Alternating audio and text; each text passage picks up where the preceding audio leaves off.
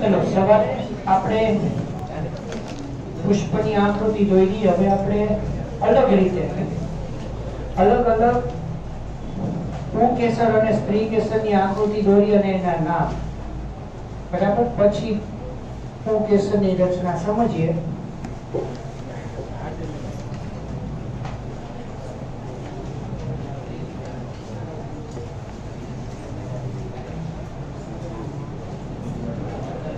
પહેલા પુંકેસરની રચના, એના બીજા નામ.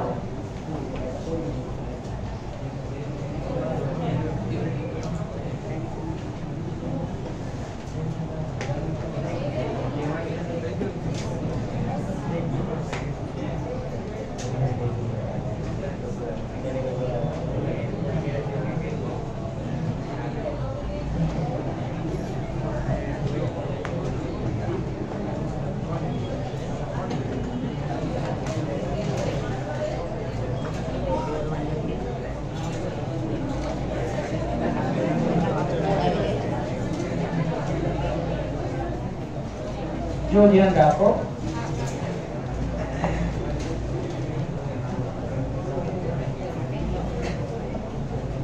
લખજો પછી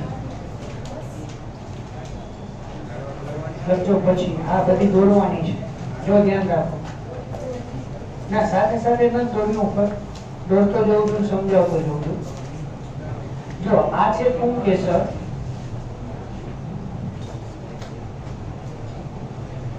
પુંકેસરને બીજી રીતે લઘુ બીજાણુ પર્ણ પણ કહેવાય.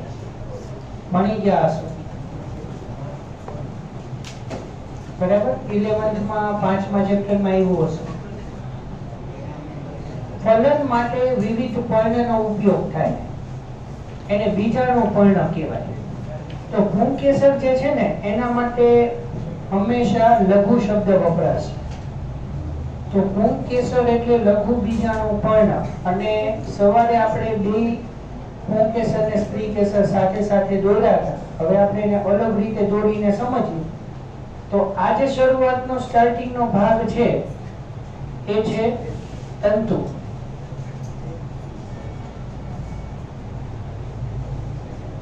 પરાગાશય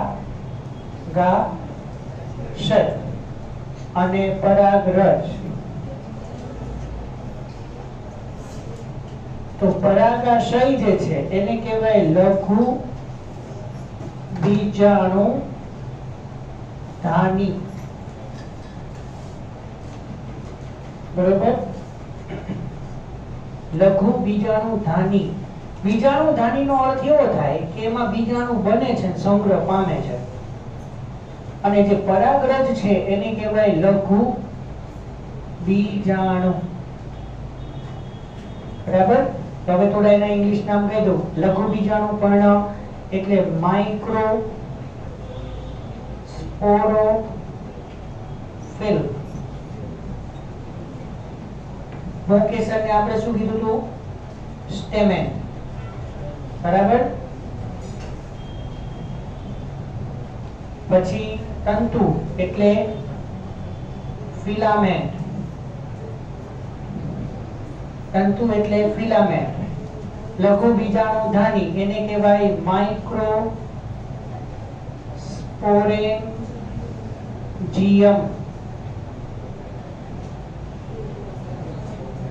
બરાબર? અને લઘુ બીજાણુ એને કહેવાય માઇક્રો સ્પોર. બરાબર? હવે તંતુ અને પરાગાશય જે જગ્યાએ અહીંયા જોડાયેલું હોય એને કહેવાય યોજી. એને કહેવાય કનેક્ટિવ.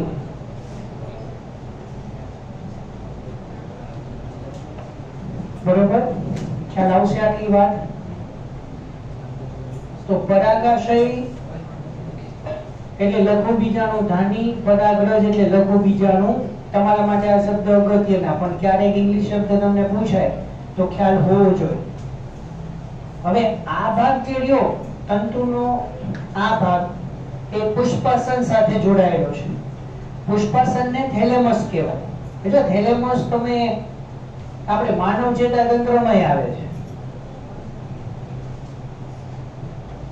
મગજની અંદર ત્રીજી ગુહા જે છે એમાં પાર્શ્વીય દિવાલોને કહેવાય થેલેમસ, ઉપરની દિવાલને કહેવાય છતને કહેવાય એપિથેલેમસ અને નીચેના તળિયાને કહેવાય હાઇપોથેલેમસ. એ ખ્યાલ આવતો હોય તો. અને હાઇપોથેલેમસ શરીરની એવી ગ્રંથિ છે કે જેના દ્વારા પિટ્યુટરી ગ્રંથિ નિયંત્રણમાં આવે અને પિટ્યુટરી ગ્રંથિ શરીરની પ્રમુખ ગ્રંથિ, the master gland of the body. એટલે પુષ્પાસન ને પણ થેલેમસ કહેવાય. એટલે પુષ્પાસન એક એવી તકતી જેવી રચના કે જેની ઉપર દરેક ચક્રો એટલે કે વજ્ર ચક્ર, દળ ચક્ર, પુંકેસર ચક્ર અને સ્ત્રીકેસર ચક્ર એના દરેક એકમો ચક્રીય રીતે એટલે કે વર્તુળાકાર ગોઠવાયેલા છે. સવારે જે આપણે આકૃતિ જોઈને એ આપણે લાક્ષણિક દ્વિલિંગી પુષ્પનો ઊભો છેદ જોયો. બરોબર, પુષ્પને બરોબર વચ્ચેથી પરાગાસન, સ્ત્રીકેસર એ આખો આપણે બીજાશય સહિત એનો ઊભો છેદ આપણે દોર્યો હતો. ખ્યાલ આવે છે ને શું દોર્યું હતું સવારે?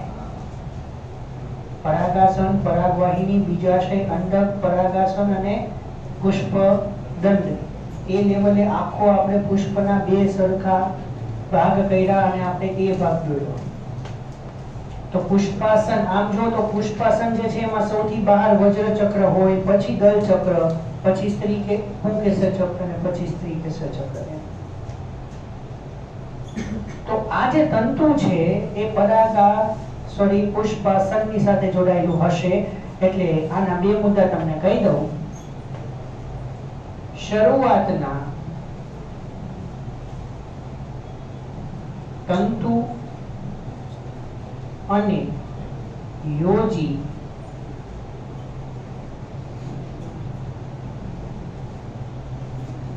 વંધ્ય ભાગો છે. જો સવારના પુષ્પના વંધ્ય ભાગો અને મુખ્ય ભાગોની ચર્ચા કરી, અત્યારે હું સ્વતંત્ર રીતે પુંકેસર, સ્ત્રીકેસરના વંધ્ય અને ફળદ્રુપ ભાગોની વાત કરું છું. સવારે આપણે વાત કરી હતી કે પુષ્પની અંદર વજ્ર ચક્ર અને દળ ચક્ર એ પુષ્પના વંધ્ય ચક્ર છે. એનું પ્રજનનની અંદર કોઈ કાર્ય નથી. જ્યારે પુંકેસર ચક્ર અને સ્ત્રીકેસર ચક્ર મુખ્ય પ્રજનન ચક્ર છે. પણ હવે પુંકેસરની અંદર સ્વતંત્ર રીતે જોઈએ તો આ ભાગ જે છે એ નજીક ગોઠવાયેલો છે પુષ્પાસનની અને આ ભાગ દૂર છે. તો નિકટવર્તી ભાગ, તો આની બદલે નિકટવર્તી શબ્દ વાપરું તો ચાલશે?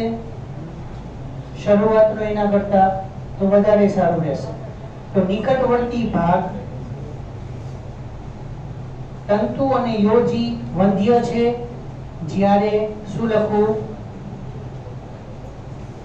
દૂરસ્થ પરાગાશય ફળદ્રુપ ભાગ છે. ખ્યાલ આવશે?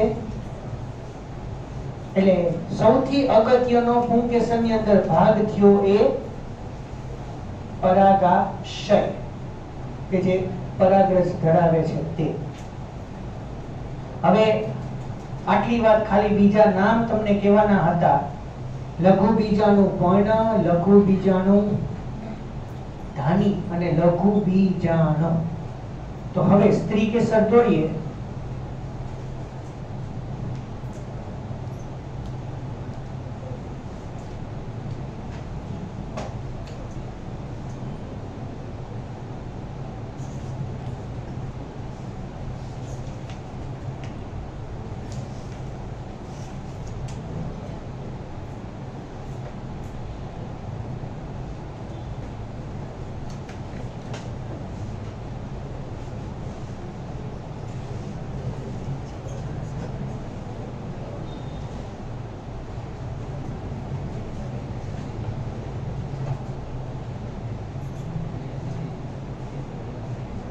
જો સવારે નામની અંદર જે કંઈ ગોટાળા થયા હોય એ અત્યારે જરા ક્લિયર કરી લેજો. વનસ્પતિનું આ છેલ્લું ચેપ્ટર છે, બરાબર? જો કે આ બધું 11મા ધોરણની અંદર આવૃત બીજધારીમાં આવી ગયું છે. તો થોડું ઘણું પણ લગભગ હવે તમને એમાં કયા લેવલે લઈ ગયા હોય મને આઈડિયા નથી. હા ના, ત્રીજું ચેપ્ટર 30% માં નથી.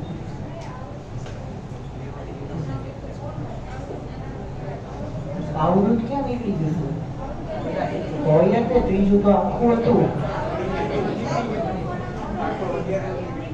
ત્રીજા ચેપ્ટર નું કહું છું.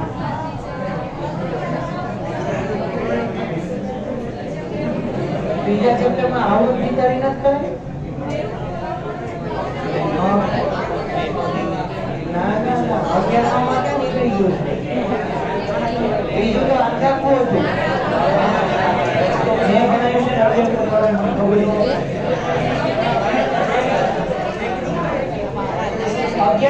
ની અંદર સિલેબસ કટ થયો ને એની અંદર કયો કયો ભાગ હતો ખબર છે?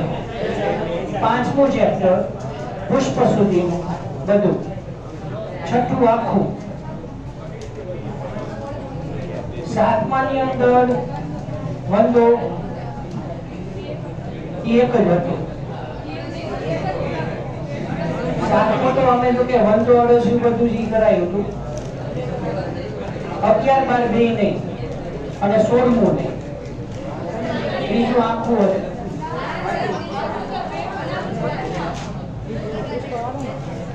મને યાદ છે 11 માં. ચાલો ચલો ધ્યાન, ચલો ધ્યાન.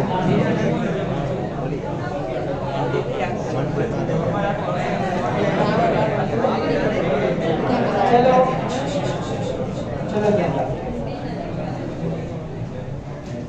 આ સ્ત્રી કેસર એનો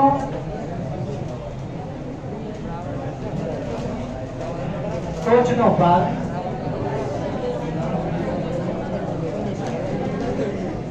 પરાગાસન, સ્ટિગ્મા, બરાબર. અને આ જે પરાગાસન છે એને કહેવાય પરાગરજનું પ્લેટફોર્મ.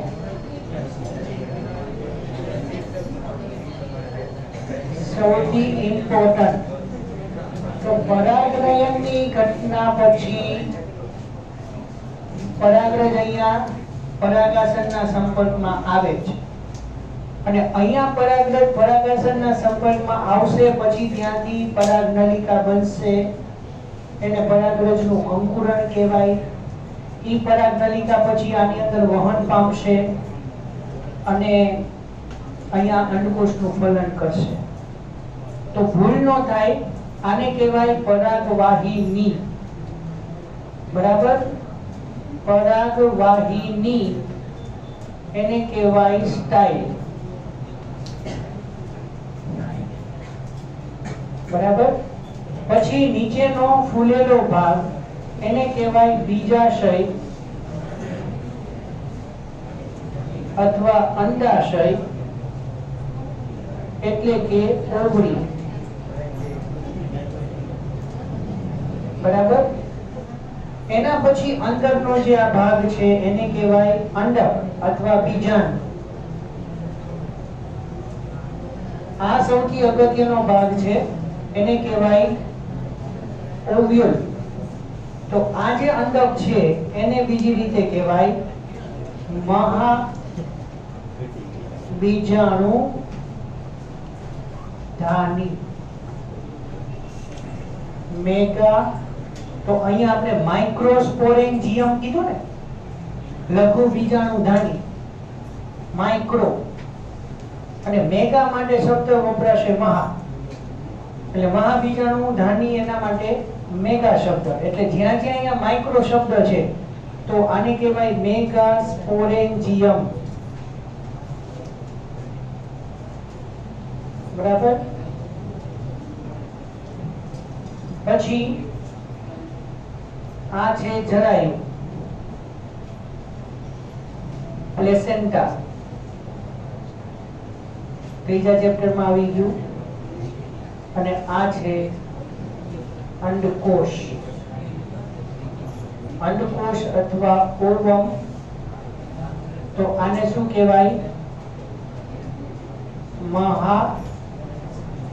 બીજાણુ મેગા સ્પોર. બરાબર. એટલે આજે થઈ ગયું આખું સ્ત્રી કેસર, કાર્પેલ અથવા પેસ્ટિલ, બરાબર, અને એને જ કહેવાય. તો આપણે પુંકેસરને કીધું માઇક્રોસ્પોરોફિલ, તો એમાં આપણે સ્ત્રી કેસરને કહીશું મેગાસ્પોરોફિલ.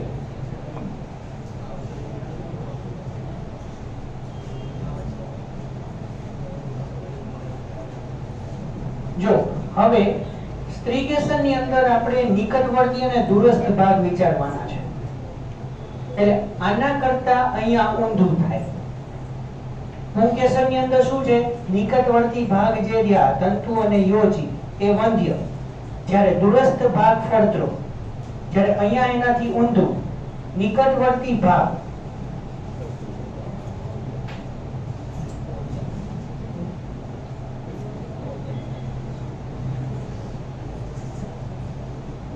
નિકટવર્તી ભાગોમાં અંડાશય અથવા બીજાશય, અંડક, આ બધા ફળદ્રુપ ભાગો છે. જ્યારે દૂરસ્થ ભાગો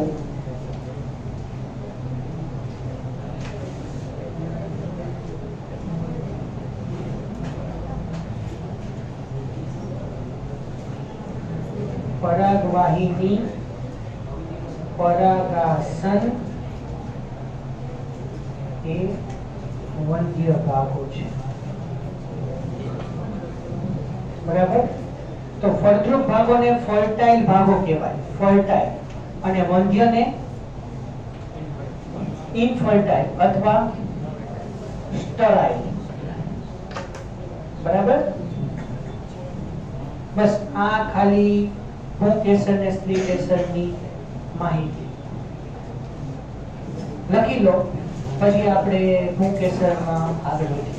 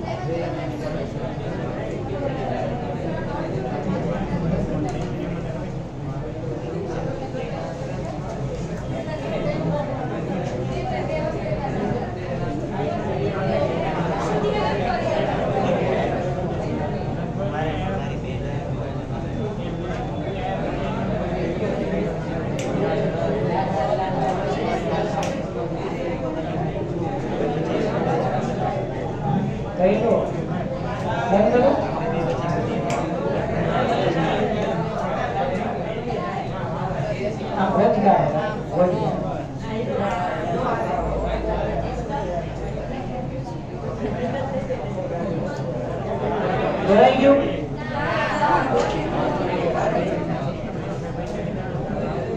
એટલે હું પૂછું ને એટલે થોડું એમ સ્પીડમાં કામ થાય.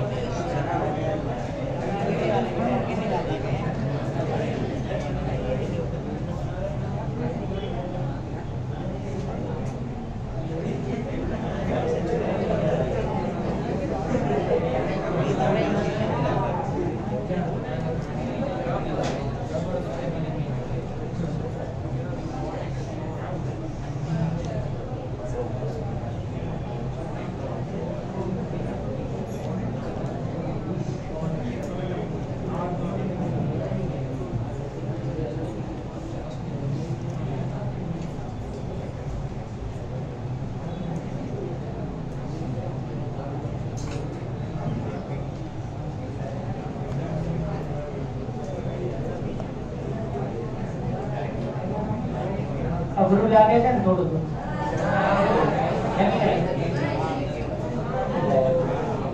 એપોલોજી લિમિટ હોય.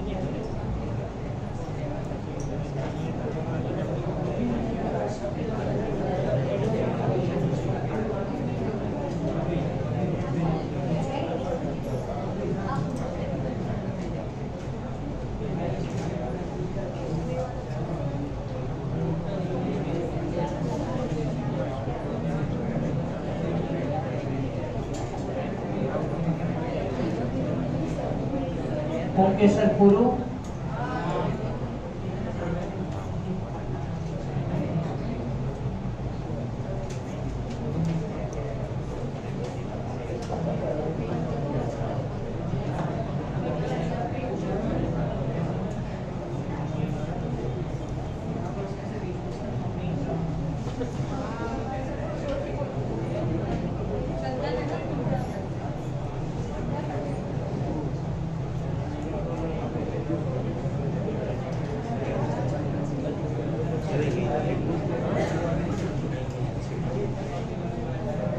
11th માં ઘણા ડાયાગ્રામ્સ ડ્રો કર્યા.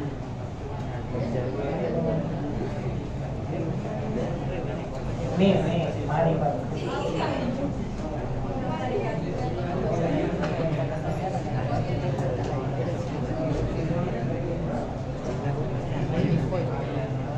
પૂરું.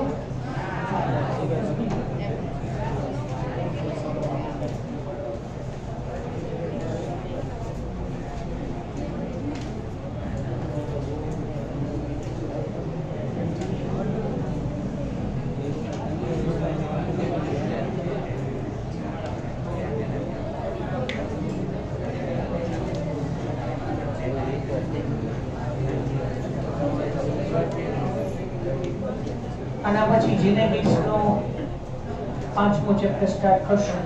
બરોબર?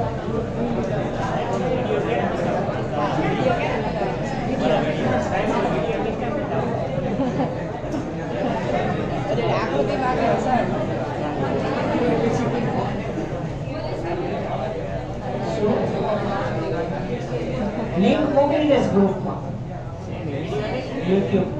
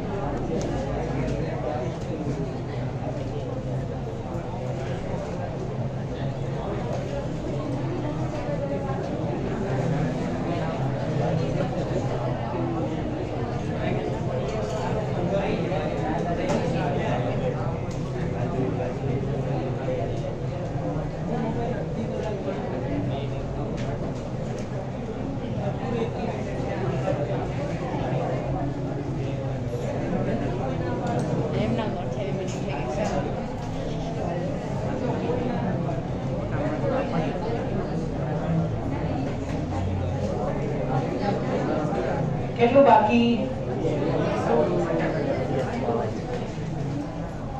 ધીમે ધીમે સ્પીડમાં બોલું.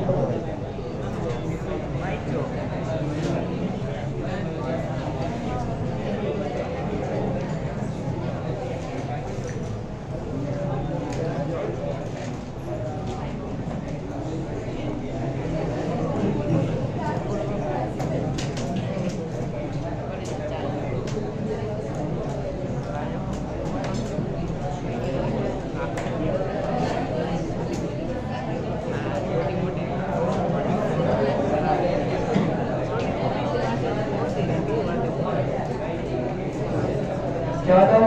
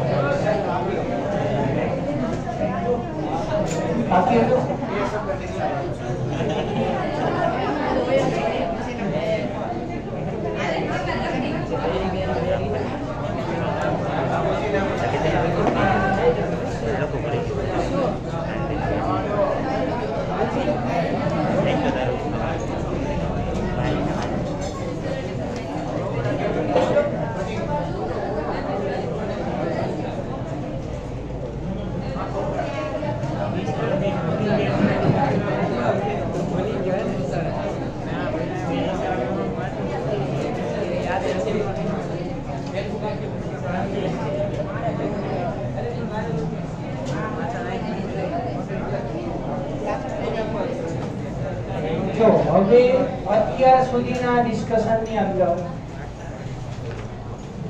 કોઈ એવો પ્રશ્ન નથી કે આગળ થિયરીમાં પૂછાય, બરાબર? હવે પછીની જે બધી જ વાતો છે એ ખાસ અગત્યની બધી જુદી જુદી વાતો પૂછાશે. હવે આપણે ચેપ્ટર સ્ટાર્ટ કરીએ, બરોબર? અત્યાર સુધી પુષ્પ એના ભાગો, પુંકેસર સ્ત્રીકેસર એના ભાગો, કઈ રીતે રચના એની અંદર ગોઠવાયેલી છે કેટલી વાતો આપણે કરી, બરાબર? હવે પુંકેસરની વાત ડિટેલમાં સમજીએ, બરાબર? હવે આની અંદર કઈ કઈ વાતો સમજવાની છે પહેલા એની એક હાઇલાઇટ આપી દઉં તમને. એની અંદર ખાસ કરીને આપણે પરાગાશય સમજવાનું છે.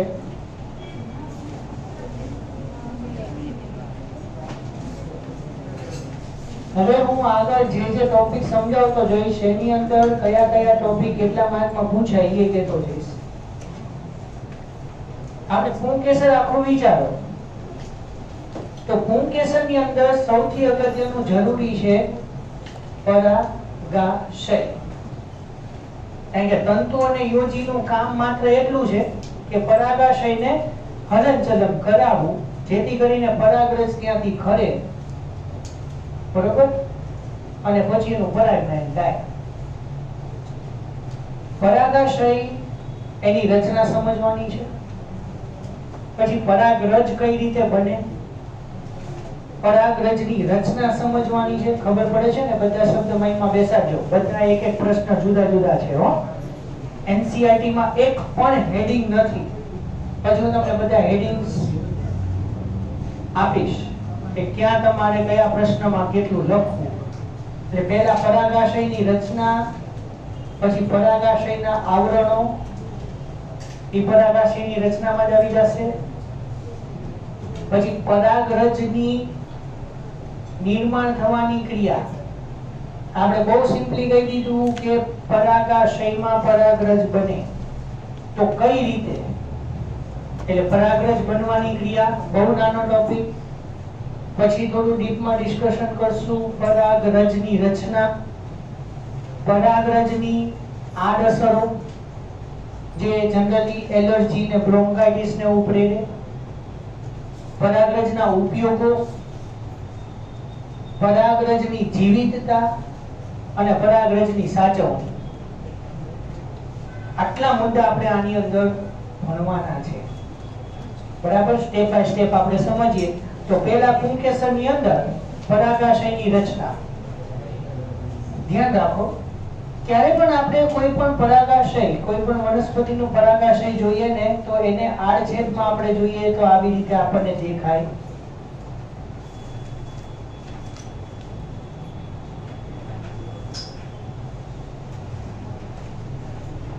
બરાબર? હવે આપણને જનરલી કોઈ પણ પરાગાશયનો એનો આડછેદ લઈ અને આપણે ઉપરથી જોઈએ તો આપણને આવું દેખાય. પણ બહારથી આપણને પરાગાશય જે એવી રીતે દેખાય છે કે એની અંદર 4 ખાંચ આવેલી છે, બરાબર?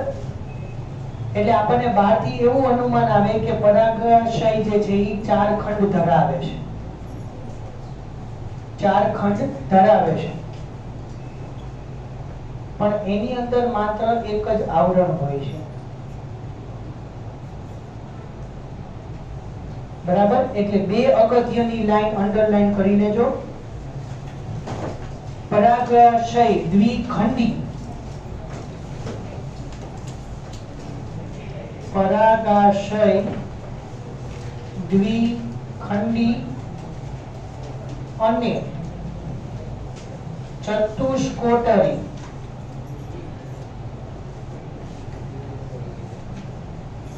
પણ પ્રત્યેક ખંડ દ્વિકોટરીય છે એમ કહેવાય. ધ્યાનથી સમજો, બરોબર? સાથે સાથે તૈયારી કરતા જજો એટલે તમારે પછી વાંચવાની જરૂરત ન પડે. આકૃતિ દોરવાની નથી, ખાલી સમજવા માટે દોરી છે. આને કહેવાય ખંડ અને આને કહેવાય કોટર. બધું આવી ગયું.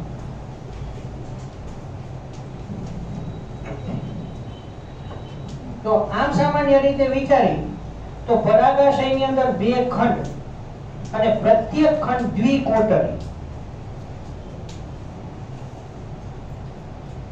પડે ખબર? એટલે આમ જનરલી બહારથી આપણે જોઈએ તો પરાગાશયના 4 ખંડો લાગે, પણ અંદરથી પરાગાશય માત્ર 2 ખંડમાં જ વિભાજિત છે અને એક ખંડની અંદર 2 કોટર છે. અને આ જે કોટર છે એની અંદર આવી રીતની પરાગ કોથળી જેવી રચના હોય, અંદર ખંડિકાઓ છે અંદર, બરાબર? એટલે આ ખંડ પછી આ સ્વતંત્ર કોટર, એની અંદર ખંડિકા અને એની અંદર પરાગરજ બને. એટલે અહીંયા પરાગરજનું નિર્માણ થાય. પછી પરાગરજ બની ગયા પછી કુદરતી રીતે પરાગાશય તૂટે છે. પરાગરજ બની ગયા પછી કુદરતી રીતે પરાગાશય તૂટે છે. એને પરાગાશયનું સ્ફોટન કહેવાય. શબ્દ સાંભળ્યો છે ક્યારે? પરાગાશયનું સ્ફોટન. ધતુરાનું ફૂલ જોયું? ધતુરાનું ફૂલ ખુલેલું હોય ને ત્યારે એના પરાગાશય ઉપર ધૂળના રજકણની જેમ પરાગરજ ચોંટેલી જોવા મળે. તો જેમ જેમ પરાગાશયની અંદર પરાગરજ બનતી જાય છે એમ એમ કુદરતી રીતે પરાગાશય સ્ફોટન તૂટતું જાય. પણ એવું આખું નથી તૂટતું, ખાલી એવી રીતનો એનો ભાગ તૂટે કે જ્યાંથી એ પરાગરજને મુક્ત કરે. અને બહાર જે પરાગરજ આવશે એ પરાગરજ માત્ર ધૂળના રજકણ જેવી. આપણે પરાગાશયને સંપર્ક એને અડીએ ને એટલે ઘણી બધી પરાગરજ આપણા હાથ ઉપર ચોંટી જાય. પરાગરજ તો તીવ્ર એલર્જન છે, નાકમાં ચચરાટી ઉત્પન્ન કરનાર, ધૂળના રજકણ જે વીજ લાગે. અને એ જ્યારે ધૂળના રજકણની સાથે પરાગરજ આપણા શ્વાસોશ્વાસમાં પ્રવેશ કરે એટલે એ એલર્જી ફેલે. એલર્જી એક એવો ખતરનાક રોગ છે કે જેના કારણે મૃત્યુ પણ થાય છે. અને પછી આપણે પરાગરજને એલર્જીમાં એ આપણે ભણશું, બરોબર? તો પરાગાશય દ્વિખંડી અને ચતુષ્કોટરી. તો આ છે પરાગાશયનું આવરણ.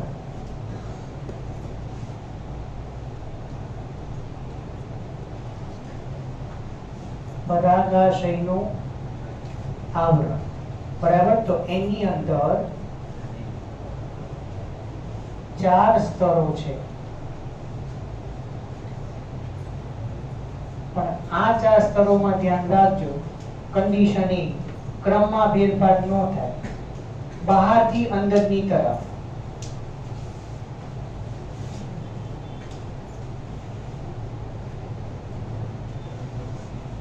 બરાબર 4 સ્તરો બહારથી અંદરની તરફ. પહેલું સ્તર અધિસ્તર, બીજું એન્ડોથેસિયમ, ત્રીજું મધ્યસ્તર અને ચોથું પોષક સ્તર.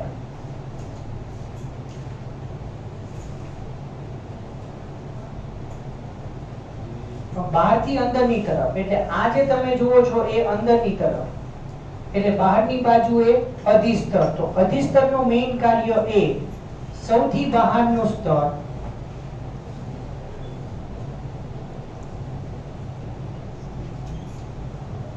રક્ષણનું કાર્ય,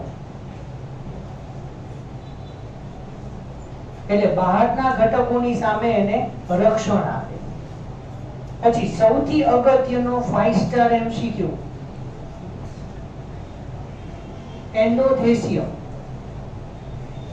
બરાબર? એન્ડોથેસિયમ જે પરાગાશયના સ્ફોટન માટે જરૂરી.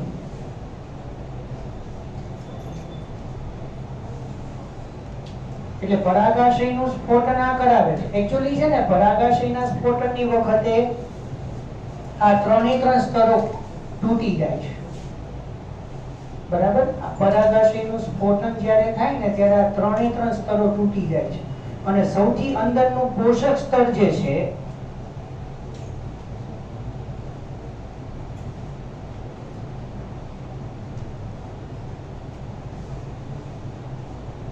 કે જે